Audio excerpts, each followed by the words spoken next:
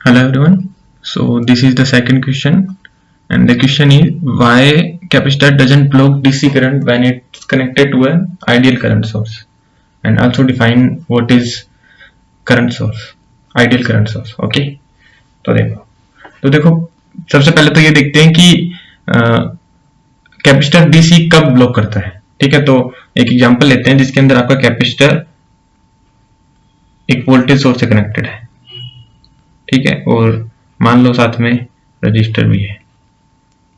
ये एक simple RC circuit ले लिया मैंने। तो देखो इस कंडीशन में क्या होगा, आपका कैपेसिटर चार्ज होगा आरसी सर्किट में। तो कैपेसिटर आपकी चार्जिंग स्टार्ट होगी और कुछ सर्टेन टाइम मतलब 5 to टाइम पीरियड टाइम के बाद आपका कैपेसिटर V के ऑलमोस्ट इक्वल हो जाएगा, मतलब स्टेडी स्टेट में पहुंच जाएगा। तो कैपेसिटर सिंपली चार्ज होगा, उसका ग्राफ आपको पता ही है किस तरह जाता है।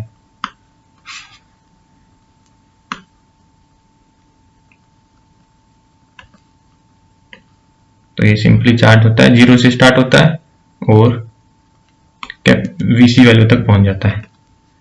तो ये कैपेसिटर के अक्रॉस वोल्टेज है और ये V वैल्यू होगी। अब जब स्टेडी स्टेट में पहुंच चुका है, स्टेडी स्टेट में, अब स्टेडी स्टेट में आपका कैपेसिटर वोल्टेज V हो चुका है, मतलब अब कोई भी वैल्यू चेंज नहीं हो रही है, मतलब कैपेसिटर की वोल्टेज फिक्स हो चुकी है। और करंट क्या होती है, I equals to C dV/dt, और अब ये वैल्यू फिक्स हो चुकी है, मतलब dV/dt की वैल्यू 0 आ गई, तो मतलब करंट की वैल्यू 0 आ गई। करंट की वैल्यू 0 मतलब ओपन सर्किट मतलब अब कैपेसिटर ओपन सर्किट की तरह बिहेव करेगा। कब, जब स्टेडी स्टेट रीच की, steady state reached, open circuit की तरह बिहेव करेगा और डीसी को ब्लॉक कर देगा। ठीक है, अब इस वाले सर्किट को समझते हैं। इस वाले सर्किट के अंदर देखो आइडियल करंट सोर्स से कनेक्टेड है, आई करंट है और कैपेसिटर है। तो इसके अक्रॉस अब वोल्टेज क्या होगा, VC equals to 1/C integrate I dot dt। I की वैल्यू कांस्टेंट है, सो IC/t। तो अगर इसका ग्राफ ड्रॉ करें हम,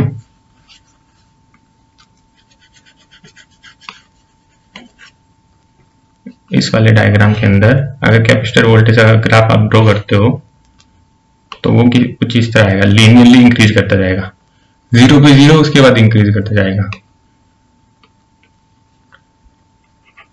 VC एंड टाइम t। तो आप इस सर्किट के अंदर देख रहे हो कि आपको स्टेडी स्टेट कभी नहीं मिलेगी। t इक्वल टू 10 पे 10 IC/C, 100 पे 100 IC/C और इंफिनिटी पे भी इंफिनिटी, मतलब इंक्रीज करता जा रहा है। तो कभी स्टेडी स्टेट रीच ही नहीं हुई, और जब स्टेडी स्टेट रीच ही नहीं हुई तो करंट की वैल्यू 0 होगी ही नहीं और कैपेसिटर ने ब्लॉक ही नहीं किया डीसी को। तो ये रीजन है कि जब आइडियल करंट सोर्स के साथ में कैपेसिटर जुड़ा होता है तो वो कभी ब्लॉक नहीं करता डीसी को। और आइडियल करंट सोर्स की डेफिनेशन क्या होती है कि the current source which doesn't change it's value. अच्छा चलो ऐसे रहने दो।